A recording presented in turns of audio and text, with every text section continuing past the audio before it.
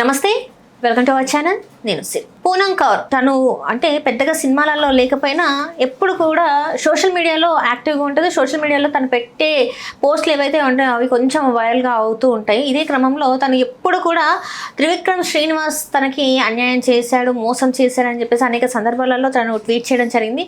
అదే సందర్భంగా ఒక ఇంటర్వ్యూలో ఏదైతే పోసాని కృష్ణమురళి గారు ఉన్నారో తన వల్ల తన జీవితం నాశనమైందని కూడా తను చెప్పుకురావడం జరిగింది. సో దీని మీద స్పందించడానికి ఈరోజు మనతో పాటు ఉన్నారు ప్రముఖ సినీ క్రిటిక్ దాసరి విజ్ఞాన్ గారు. నమస్కారం సార్. సార్ ఇప్పుడు చూసుకుంటే పూనం కౌర్ తను కొన్ని సినిమాలలోనే మనం చూసాం, పెద్దగా సినిమాలలో తను కనిపించలేదు, కానీ ఇప్పుడు మాత్రం సోషల్ మీడియాలో బాగా యాక్టివ్గా ఉంటారు. రీసెంట్ టైమ్స్లో త్రివిక్రమ్ గారి గురించి మాట్లాడింది, మా అసోసియేషన్లో కంప్లైంట్ ఇచ్చిన కూడా పట్టించుకుని చెప్పింది. ఇప్పుడు ఒక ఇంటర్వ్యూలో తను చెప్పుకొచ్చింది ఏంటంటే తనకు పెళ్లి కాకపోవడానికి కారణం పోసాని కృష్ణమురళి అని చెప్పేసి అందులో చెప్పుకొచ్చింది. ఏంటి అసలు ప్రతిసారి ఒక్కొక్క వ్యక్తి పేరు చెప్పడం ఏంటంటారు? ఇది విషయం ఏంటంటే చాలామంది ఇద్దరు కొట్లాడతారు మా ఎవరెవరో ఇద్దరు కొట్లాడుతారు. నువ్వు నేను కొట్లాడుకున్నావు, నేను నువ్వు కొట్లాడుకున్న మధ్యలో అనవసరంగా వేరే వేరే క్యారెక్టర్స్ వస్తాయి. మన ఇద్దరం బాగానే ఉంటాం, వాళ్ళు సఫర్ అవుతారు. ఇట్లా ఎన్ని కేసెస్ చెప్పడం. మనం రీసెంట్ ఇష్యూసే చూసుకుంటే ఇప్పుడు లావణ్య రాస్తారని కేసు, ఆమె ఎన్ని పేర్లు పెట్టిందో అందులో ఎన్ని క్యారెక్టర్లు వచ్చారో మీకు అందరికీ తెలుసు. రీసెంట్ ఇష్యూస్లో ధర్మమహేష్ గౌతమి కొట్లాడుకున్నారు, మధ్యలో రీతు చౌదరి అవునా, ఆ పిల్లకి డ్యామేజ్. వీళ్ళు బాగానే ఉన్నారు, మళ్ళీ చెరో బిజినెస్ పెట్టుకుని. నెక్స్ట్ ఇట్లా చాలా సందర్భాల్లో చాలా సందర్భాల్లో ఇప్పుడు ఎందుకు ఈ శివాజీ అనసూయ గొడవలో ఇందులోనూ అనవసరంగా గరికపాటి కానీ లాగాల్సిన అవసరం లేదు, చాగంటి కానీ లాగాల్సిన అవసరం లేదు, ఎవరు రానవసరం లేదు. కానీ వాడేదో ఇక వాడి గురించి తర్వాత మాట్లాడదాం, అదొక పెంట. ఇట్లాంటి ఇష్యూస్లో ఇప్పుడు రీసెంట్ ఏంటి, అప్పట్లో వైసీపీ తరఫున అదేంటిది అరవడానికి పోసాని గారిని పెట్టుకున్నారు స్పోక్స్ పర్సన్, లేకపోతే అరవడానికే అరిచే వాళ్ళని కక్కొని తెచ్చుకుంటారు. ఏదో పదవి ఇచ్చేసి వాళ్ళ చేత అరిపించి సాటిస్ఫై అవుతుంది, అది తెలిసిందే మనకి.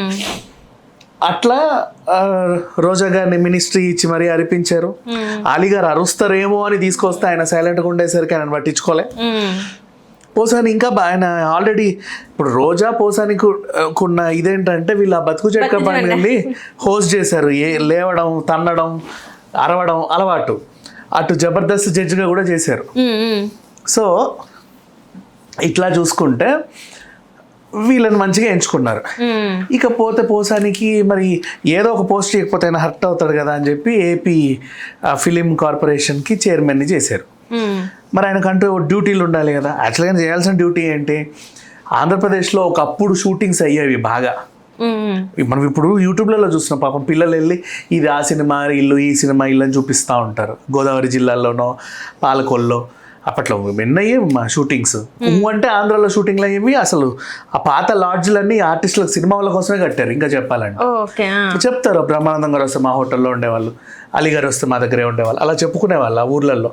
వంశీ గారు గోదావరి చుట్టుపక్కల సినిమాలు అట్లా బాగా అయ్యాం. ఇప్పుడు లేవుగా. ఆఫ్టర్ బైఫర్కేషన్ షూటింగ్లన్నీ హైదరాబాద్లో అవుతున్నాయి. స్టూడియో రెంట్లు ఎక్కడ కడుతున్నావు, తెలంగాణ గవర్నమెంట్ కడుతున్నాం. నెక్స్ట్ డబ్బింగ్ థియేటర్లు, ఆ థియేటర్లు ఇక్కడే, పోస్ట్ ప్రొడక్షన్ అంతా ఇక్కడే, లేదా రామోజీ ఫిలిం సిటీ అయినా అన్ని ఇక్కడే. చివరికి బుక్ మై షోలో టికెట్లు కూడా ఇక్కడ నాగార్జున సర్కిల్ నుంచి అమ్ముకుంటున్నాం. ఆంధ్రప్రదేశ్ అంతా సినిమా చూస్తుంది, కానీ ఆ టికెట్ మీద ట్యాక్స్ తెలంగాణ గవర్నమెంట్కి వెళ్తాయి. ఇట్లా అన్ని ఉండేసరికి ఆయన అక్కడ డెవలప్ చెయ్యాలి. నువ్వు సినిమా ఓడివి, పైగా నటుడివి, రైటర్వి, ఈ స్థాయి నుంచి వచ్చావు. అప్పటి నుంచి ఉన్నాడు, ఎప్పటి నుంచో ఉన్నాడు పోసాని కృష్ణమురళి రైటింగ్ దాంట్లో. మంచి మంచి సినిమాలు తీశాడు, మంచి మంచి డైలాగ్స్ అసలు బోల్డ్ అన్ని. అట్లా ఇండస్ట్రీలో నువ్వు నిర్మాతవి, నువ్వు డైరెక్టర్వి, అండ్ పైగా టీఎఫ్డిసి చైర్మన్వి, నీకు అన్ని రంగాల్లో అందరూ తెలుసు. తెలిసినప్పుడు ఇండస్ట్రీ అక్కడికి వచ్చి అక్కడ కూడా మళ్ళీ షూటింగ్లు అయ్యేలాగా కనీసం ఆడియో ఫంక్షన్లు కూడా చేయట్లేదు మా. ఇప్పుడు చేస్తారు, కానీ ఇప్పుడు నెల్లూరులోనో ఒంగోలులోనో ఒక ఆడియో ఫంక్షన్ పెద్దది పెడితే, ప్రీ రిలీజ్ ఈవెంట్ పెడితే, ఆ ఒక్క రోజన్నా 2 రోజులన్నా హోటళ్ళు, చిన్న తిండి వ్యాపారాలు బతుకుతారు కదా. ఏమీ అవట్లా, దానికైనా పూనుకోవాలి. కానీ ఆయనకి ఇచ్చిన డ్యూటీ ఏంటి, ఎవరు లైమ్ లైట్లో ఉంటే వాళ్ళని అరవమని. ఎవరిని అరవమనాలి, ఎవరి మీద అరవాలి?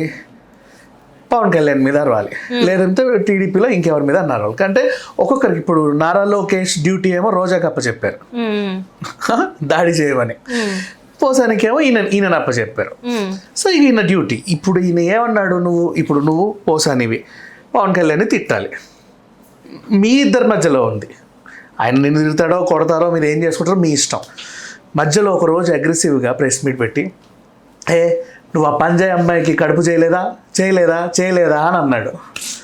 పంజాబీ అమ్మాయితో నువ్వు పడుకోలేదా, పంజాబీ అమ్మాయితో నువ్వు కడుపు చేయలేదా అని చాలా డైరెక్ట్గా ఇట్లాగే అన్ని ఛానల్స్ కవర్ చేసాయి అన్నాడు.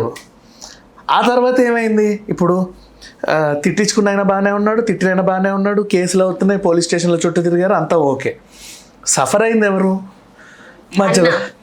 అండ్ ఈయన పేరు చెప్పకపోయినా, ఈమె కూడా పేరు చెప్పకపోయినా గురూజీ అని చెప్పేసి టార్గెట్ చేసేది తెలిసిందే.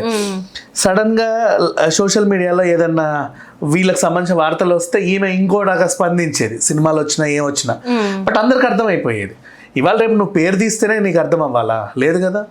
సో ఓహో ఈవిడ జీవితం నాశనం అయిందా, ఓకే ఇట్లా అయిందా అట్లా అయిందా అని చెప్పేసి. యాక్చువల్గా సినిమా హీరోయిన్లు అంటేనే పెళ్లి చేసుకునే వాళ్ళు చాలా తక్కువ ఉంటారు. సినిమా ఆర్టిస్టులు సైడ్ డాన్సర్లు అయినా కూడా వీళ్ళు సినిమాలలో గెంతుతారంట, అంతే కదా, అట్లాగే అంటారుగా ఊర్లలో. అలాగే అమ్మవద్దు ఆ సినిమాలో వద్దు. ఒకప్పుడు రెంట్కి ఇల్లు కూడా ఇచ్చేవాళ్ళు కాదు, సినిమా వాళ్ళు కాలేదు మేము ఇవ్వం అంటే ఏందో వీళ్ళేదో గ్రహాంతరవాసులో మరి దయ్యాలో భూతాలో అట్లుండేది. అంటే వాళ్ళు ఏమనుకుంటారు అంటే సినిమా వాళ్ళే అయితేనే వీళ్ళు తాగుతారు, ఊగుతారు, అమ్మాయిలు అబ్బాయిలు కలిసి ఉంటారు, రచ్చ చేస్తారు, ఎప్పుడు పడితే అప్పుడు వస్తారు, ఎప్పుడు పడితే అప్పుడు పోతారు. యాక్చువల్గా ఎప్పుడు పడితే అప్పుడు అంటే షూటింగ్ వాళ్ళు అందరూ పొద్దున్న 5 గంటలకే లేస్తారమ్మా, అవునా? ఆ టైంకి తలుపు తీసి వెళ్తారు, రాత్రి ఎప్పుడో వచ్చి పడుకుంటారు, ఏం ఉండదు వాళ్ళకి వేరే జీవితం అంతా. ఎప్పుడో షూటింగ్ లేకపోతే ఇంట్లో ఉంటారు, ఆ రోజు కూడా రెస్టే తీసుకుంటారు. వీళ్ళకి 10 మంది రారు పోరు, కానీ వీళ్ళ థాట్ ప్రాసెస్ డిఫరెంట్ ఉంటుంది.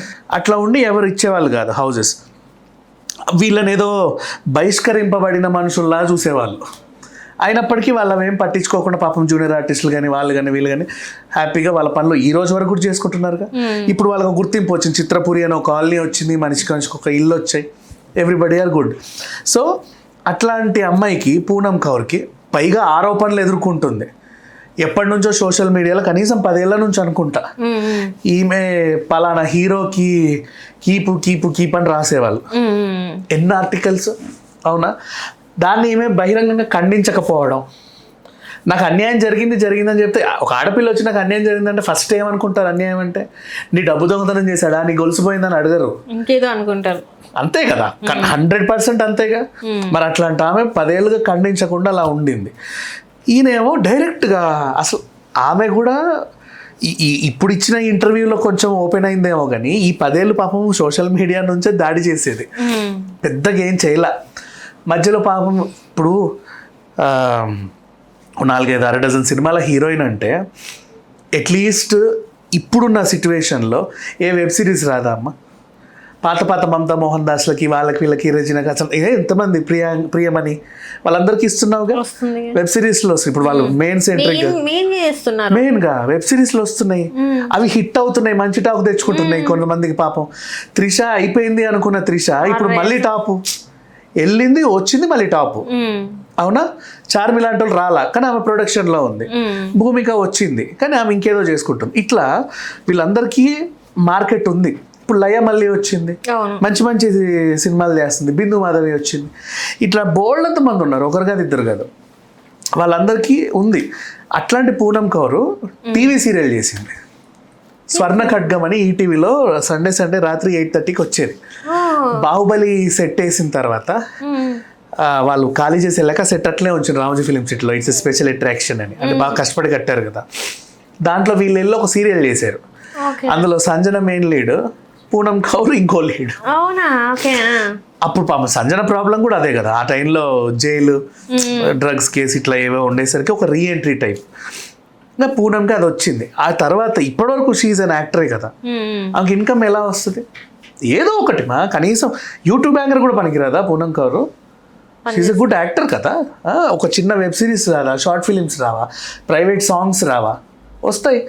కానీ నాకు ఆఫర్లు ఇవ్వకుండా పలానా వాళ్ళు అడ్డుకుంటున్నారు, నన్ను ఇది చేస్తున్నారు, వేధిస్తున్నారు అని చెప్పి అయినప్పటికీ అంత అప్పటి వరకు సంపాదించుకున్న దాన్నే ఇప్పటివరకు ఖర్చు పెట్టుకుంటూ వస్తుంది.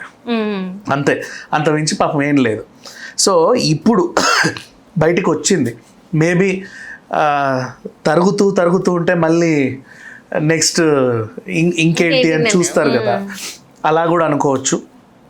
ధైర్యం చేసి ఒక ఇంటర్వ్యూ ఇచ్చింది, అన్నీ ఓపెన్గా నీట్గా చెప్పింది, తప్పేముంది, ఆమె బాధే. అయితే ఇక్కడ విషయం ఏంటంటే ఎప్పుడైనా సరే ఇద్దరు మనుషులు కొట్లాడుకునేటప్పుడు మీరే కొట్లాడుకోండి, మధ్యలో ఇంకొకరిని లాగొద్దు, వాళ్ళు వీళ్ళు అలా. ఇప్పుడు ఆ రాస్తరం కేసులో కూడా ఆమె హర్యానా గ్లోరీ రాస్తాన్ ఇంటికి వచ్చేది అని ఏదేదో చెప్పింది. పాప అమ్మాయి సైలెంట్గా ఉంది కాబట్టి అయిపోయింది. తర్వాత రీతు చౌదరి బిగ్ బాస్లో 100 రోజులు ఉండింది, 100 రోజులు నానింది అది, అవునా? మరి అట్లా ఎప్పుడైనా సరే మన మధ్యలో గొడవ ఉన్నప్పుడు నువ్వు నీ టార్గెట్ వాళ్ళనుకో, చెయ్యి, టార్గెట్ తప్పులేదు. అండ్ అదేంటి రోజా, ఆమె నీట్గానే టార్గెట్ చేసేది, ఒకరిని తిట్టు అంటే వాళ్ళ డ్యూటీ తీసుకొని వాళ్ళనే తిట్టుకుంటూ వచ్చింది, అంతే కదా. నువ్వు మళ్ళీ నీకు వేరే షిఫ్ట్ వేస్తే తప్ప పని చేయాల, అంతేగా. ఈయన అట్లా కాకుండా నువ్వు అంటే ఇంకా పర్సనల్కి వెళ్ళిపోయి, అంటే వాళ్ళ టైంలో ఇదే వాళ్ళ లాంగ్వేజ్ అంతా కూడా అసెంబ్లీ సాక్షిగానే మీ ఆవిడ మీ అది ఇది అని చెప్పి పిచ్చిగా ఫ్యామిలీ మెంబర్స్ని తీసుకొచ్చి మాట్లాడేవాళ్ళు. ఈయనేమో 2 అడుగులు ఆమె ఫ్యామిలీ మెంబర్స్ని తిట్టింది, ఈయన 2 అడుగులు ముందుకేసి ఎఫ్ఐఆర్లు అంటగట్టి మరీ తిట్టాడు. సఫర్ అయింది పూనమ్ కౌర్, ఆమె పెళ్ళి ఆగిపోయింది.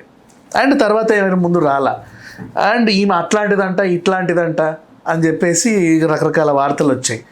అట్లీస్ట్ నౌ ఈ ఓపెన్ అయిన ఈ ఇంటర్వ్యూ ద్వారా అయినా సరే ఎవరైనా నెక్స్ట్ ఈ అవుట్ సైడ్ ఫిల్మ్ మేకర్స్ ఎవరున్నా, Poonam Kaur is a very good actress, మంచి యాక్ట్రెస్. మీకు ఇంకా ఇప్పుడు అవకాశాలు కాబట్టి ఇంకా మంచి తక్కువ బడ్జెట్కి వస్తుంది, తర్వాత ఏమన్నా పెంచుద్దేమో హిట్ అయితే కదా. నీకు అంటే ఈమె ఒకప్పుడు హీరోయిన్ అయినా 10 ఏళ్ళు సోషల్ మీడియాలో స్టారేగా, రోజు కనీసం నెలకు 2 సార్లన్నా ఎవరో ఒకరు మాట్లాడుకునే వాళ్ళు ఈమె గురించి. సో లైమ్లైట్లో ఉంది, తెలిసిన ఫేసే, she can act well. And ఆ స్వర్ణ కటకంలో విన్యాసాలు కూడా చేసింది, వీళ్ళకి ఇవ్వచ్చు తప్పులేదు, బట్ ఏమో ఇక చూడాలి అవకాశాలు వస్తాయి. Thank you so much. Hello, Telugu రాజ్యం ఛానల్ చూస్తున్నారా? సామాజిక రాజకీయ జీవన చిత్రణే తెలుగు రాజ్యం. అతిశయోక్తులు అసత్యాలు ఉండవు. రాజకీయ కోణం కాదు, ప్రజా కోణమే కొలబద్ద. తెలుగు రాజ్యం వీక్షణ మీ ఉత్తమ అభిరుచికి నిదర్శనం.